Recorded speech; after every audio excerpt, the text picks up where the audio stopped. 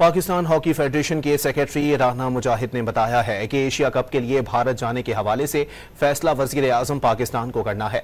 Hockey federation international hockey federation से neutral venue पर खेलने का मुतालबा कर सकती है।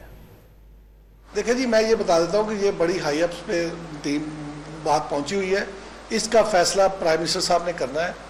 जब प्राइम मिनिस्टर साहब फैसला कर देंगे हम आपको बिल्कुल बता देंगे, और हमने अपना डिसीजन यही दिया है।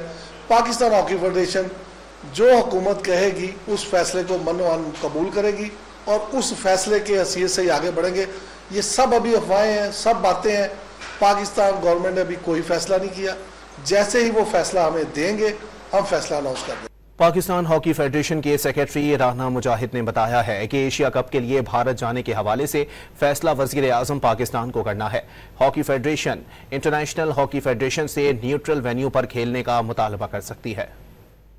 देखिए जी, मैं ये बता देता हूँ कि ये बड़ी हाई अप्स पे टीम बात पहुंची हुई है। इसका फैसला प्राइम मिनिस्टर साहब ने करना है।